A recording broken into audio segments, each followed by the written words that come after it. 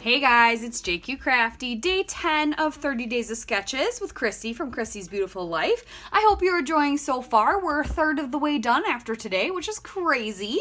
I've got some photos of my son warming his juice by the fireplace as soon as we got it. It was a funny story. I will have some journaling to do. But I've got these 3 photos. I figured I would play with the avenue for this one because the colors are very homey and he's in front of a fireplace. I thought it would work quite well. So we're going to do that with this sketch. So let's get started.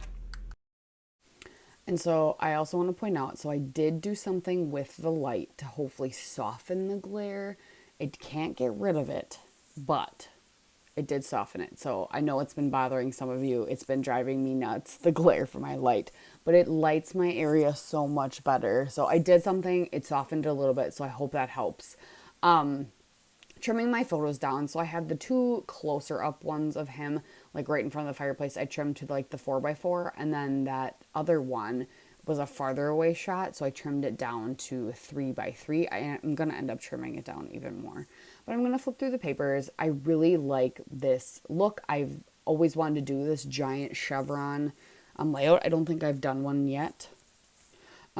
So I was kind of excited. So I really had the idea. So as I was flipping through the papers, I liked the idea of using 2 papers that were the same, but just different colors. So this coral one and then this like mustardy yellow one, I thought would be really neat to be my chevron. And then I got to the text, the black with white text paper. I thought it looked really neat on there. But then I also found the wood grain and I'm like, but I really like the way it looks on the black text paper first. So I'm going to trim a couple strips. I believe they end up being 2 inches. I just do them the same. I know in the sketch, clearly like one chevron's a little bit skinnier, and mine end up being more wider apart, etc. But you can tell that I use the sketch for sure. I do some more changes to it as well, and I start lining it up on both papers is what I'm going to do to try to see which one I like better. And as soon as I put it on the black with white text, I'm like, yep, I don't care what the wood grain looks like. It's going to be that one. So I'm just getting the branding strip off. I'm going to lay that down, and then I had to go to work. And then I was thinking about it when I was at work all day, and then I decided I would stitch them down. But I'm going to turn the sketch. And I'll do that in a second. It's coming. I promise. Oh, I'm trimming that photo down. I decided I wanted to trim it down even more. So I decided to trim it down to 2x2 actually. That way it wasn't such a big thing down there, and it ends up just being like another cluster where I put a photo. So, oh yes, so spoiler alert, apparently I spoiled everything I'm going to do. I'm going to back all of my photos on the white with black text paper that I had, just because it was already a giant scrap, kind of an odd shape. It was sitting next to me. It worked. That's sometimes how I roll. And I matte those. I didn't like how thick it got on some spots, so I'm trimming it down to be just a nice thin matte, so you can't really even tell that it's a text paper. Anyway, I've been doing a lot of machine stitching, I feel like, in the last few layouts, so that's been something, right? Well, I've had my machine, it's not like it's hard to access anyway, but it's been out, so I've just been using it. So there, I stitched it down, and I'm showing you, yep, I turned it. I remembered to turn the chevrons only and not stitch it down and then turn the whole paper, because then the text would be sideways. So I almost did that. And then I also decided to stitch down that small photo with a chunk of scraps from the back side, I think of the coral paper. So I did that as well, and it has a little bit of a floral on it. So I decided to bring this floral in, and now I'm going to do some yummy layers behind the papers. I'm just kind of going to stagger some strips. I end up using the whole 6x8 sheet. It was like too wide just to slap underneath, and I wanted to kind of shift it so they were a little staggered. I probably wasted a bunch of paper there, but I'm fine with it. It's okay. I have plenty. This collection's huge. The collections this year, or that year, which was what? Was that 2020? yeah, were huge. Like there were like 30 papers. And I wanted some new like full collection, so I had bought them. I'm getting really excited that I'm kind of using up some of my other ones, and then I'm gonna have bits left, and then I'm gonna be able to create kits with like cross lines. That's what I'm excited about. Because I like scrapping with collections, but I'm really starting to get into cross doing. It's not that I don't do it, but I just don't do it very often if I have a whole collection sitting there. So I'm excited to start like doing that, and I'm gonna watch some of Laura Albert's videos on creating a kit, and then Christina always has some really good tips for creating kits. I might even go back and do some of those stash building kits where they had like a formula, and do some of those here in the near future is what I was thinking about. So I'm just getting some layers down. I'm gonna put a little blue behind there, bringing in some more color. So we're not just with this coral and mustard, even though mustard yellow is like my favorite yellow and I love a good coral. I'm a lover of color. But mustard yellow is probably my favorite yellow. And then there's going to be a lot of me looking at the stickers, looking at the ephemera, trying to figure out what to build the clusters with. I did want to just stick and plunk, but at the same time, like, I am kicking myself though that I made the decision to stitch down that photo in that one layer, because there's these cute ephemera pieces that you kind of punch apart that look like they're stitched already. That would have been cute to stitch somewhere underneath there, but they also were a little wide, so it was kind of not meant to be. Right now I have a little house that says, I think, get comfy or stay a while or something. That's going to change, but I am going to put a similar shape there. I found this die cut that is basically like a black and white wreath. I'm going to put it under that photo, and then down on the right, I did cut out that little tag with a couple cats on it that looked cozy, and it says something about, let's see. What's it say? My happy place is with you.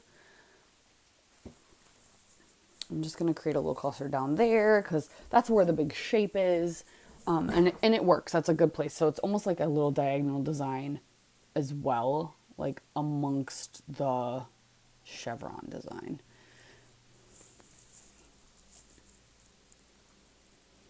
Just finding all the things. Oh yes, I find this instead, which is it's like a silhouette or just the outline of a house, and then it's got some greenery to bring some more color over there. And then that helps too, because then I pull in some similar colors to the other. And I found that ephemera word cardstock, it's thick. It's not chipboard, but it's not like paper ephemera. It's a lot thicker. It's like thin cardboard. For my title that I think I'm going to span between the photos. I really like the way that looks. I'm trying to adjust this so it doesn't look awkward. Yeah, I do a lot of futzing because I'm not quite sure what I want. But yeah, I've just kind of played with it. I haven't really played with this whole collection a lot yet. And so I find that when I have all this stuff, I do a lot of futzing, which is good because I have options. So I sometimes try some things out. So I had tucked in that like gold scallop sticker, which apparently those are my favorite. There were 2, they're gone now. So I used one the first time I played with the collection, and now the other one, it's gone. And then there's gold ephemera scallop that I tucked under that photo, the tiny photo up in the left as well. So, yeah, Love Grows Here is what that little black and white silhouette of the house with the greenery coming out of it up by that tiny photo. Now I'm adding some puffy hearts. I'm going to add a couple, or one on my tag hole. I tucked that little ephemera cup because he's got his cup. Yeah, things are coming along. Life is Lovely is the title. That's what that ephemera piece is down in the center. The glare catches that gold just right, and you can't read it. You guys might be able to on the bigger screen. I just can't on my tiny screen with editing. And then I feel like I need something else. So if I can add notebook edge, I will add notebook edge. So I add that, just a little pop of white over there. Love the way that looks, kind of finishes it out. And I feel like something's missing. I need something else. Like the tops of those photos are just, they look bare. So I start, putting things away like as I'm done with them. And then I'm like, nope, bring it all out. So I kind of start flipping through the sticker book again. And I'm going to find some stuff to stick up kind of at the top left of the photo. And I find the word love. Is that what I'm doing right now? Yeah, I think so. And then I'm going to find the one. So I love this collection, but I think Daisy's complained about it too before. Like, this is one of those collections, like, why is there got to be words on everything? Like, there's some beautiful labels in the ephemera pack, but they all have, like, card sentiments on them. And then there's tons of, like, cut apart words. They're all card sentiments, which is great. I might stick them in, like, a card sentiment stash, honestly, because they're literally, like, get well, thank you, congratulations. So, to me, sometimes hard to stick on layouts because, yeah.